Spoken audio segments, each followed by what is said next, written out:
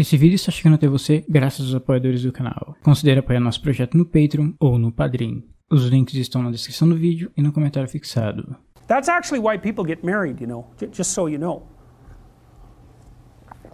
Because this is built into marital vows. I'm not leaving. Ever, no matter what. It's like, okay, well, that definitely puts a boundary around our arguments, right? Because I can't say every time you manifest one of your flaws, which you're likely to do just as often as me, well, enough of this. It's like, that's horrible, man. If your whole life is, well, every time you get out of line, I'm out of here. It's like, how the hell are you? First of all, you're not going to admit to ever doing anything wrong. Second, you're going to be on your, you're like a scared cat the entire relationship because, well, who knows, it could just come to an end at any moment. It's like, you know, people say, well, if the possibility of divorce is open, it makes you free. It's like, yeah, that's what you want. You want to be free, eh? Really? Really? So you can't predict anything. That's what you're after. It's a vow. And it says, look, I know that you're trouble. Me too. So we won't leave, no matter what happens. Well, that's a hell of a vow, but that's why it's a vow, right? That's why you take it in front of a bunch of people. That's why it's supposed to be a sacred act. It's like, what's the alternative? What's the alternative? Everything is mutable and changeable at any moment. Well, go ahead, you live your life like that and see what you're like when you're 50. Jesus, it's dismal. 2 or 3 divorces, your family's fragmented, you've got no continuity of narrative. And it's not good for the kids, not by any stretch of the imagination. And so it's a form of voluntary enslavement, I suppose, but it's also equivalent to the adoption of a responsibility. And there's more to it than that. If you can't run away, then you can solve your problems. Because it might be, okay, well, I'm stuck with you. So how about we fix things? Because the alternative is we're going to be in a boxing match for the next 40 years. That's the alternative. So, and you think you're going to fix problems without something like that hanging over your head? There isn't a chance. You'll just avoid them because that's what people do. It's really hard to solve problems, especially in a relationship.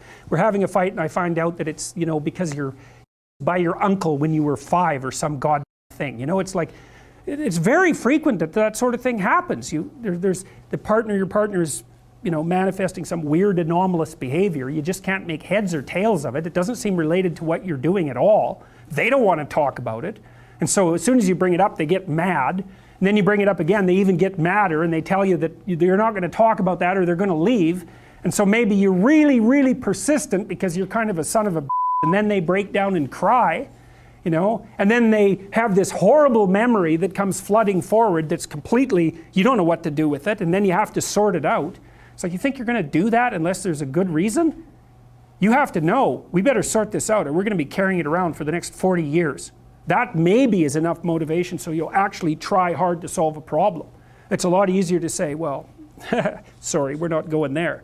But then, good, you'll have it every day, every goddamn day for the rest of your life. See, there's some additional problems with divorce that people don't really grasp when they're young. Like the idea that you can be divorced once you have children, that's kind of a stupid idea, because you can't. You can find a limited substitute for your initial freedom. But if you have kids and you try to get divorced, the probability that that's going to demolish your life is very, very high. First of all, it's incredibly expensive. So one or both of you is going to come out of that poor. And your market value has declined. Let's say you're the woman who takes the kids.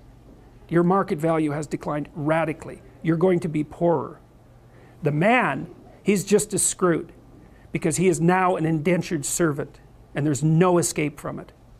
So it's not so bad if you can negotiate a peaceful separation, and some people can, but lots of times if you have a terrible relationship, it's not like negotiating a peaceful separation is all that easy. But if you're at each other's throats, good luck to you. I think it's roughly equivalent to having non-fatal cancer.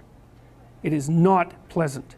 It's a 10-year process, 15-year process. It'll cost you $250,000 and it'll tear a big chunk out of your life. And also it will really disrupt your relationship with your kids. And you know, you bring kids into a step-parent family, they do not do as well. Step parents are not as good parents as biological parents, and the data on that is clear. Now, obviously, there are exceptions, because there are terrible biological parents, and there are wonderful step parents. But if you look in aggregate, it's not that easy to care for children. You need everything you can binding you to them. And if they're someone else's children, mostly they get in the way of the person that you love, right? Well, if let's say you have a child, I'll be right out. Let's say you have a child and I want to go out with you. Every second you spend with that child is the second you don't spend with me. And there's going to be a price for that. I'm not going to be happy about that. And if I have a child, you're going to feel exactly the same way. You might say, well, no, I love children. It's like, yeah, sure. Sure you do. I doubt it. You might love your child. And you know, it's pretty specific the way that people love children.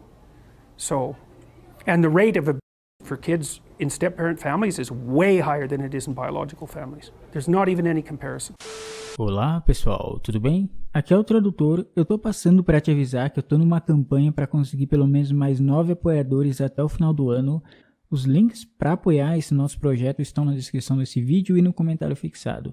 Então é muito fácil e muito simples de apoiar. É graças a essas pessoas incríveis que eu posso estar trazendo conteúdo para vocês. O Warlei, a Sandra, a Majestade, o Thiago, o Antônio, o Arthur, o Carlo, a Erika, o Rubens, o Caio, o Flávio, o Gustavo, o Vunho, a Spanish.vaz, o Eduardo, a Renata, o João, o Henrique, o Leonardo, o Warlei e o grande Pablo.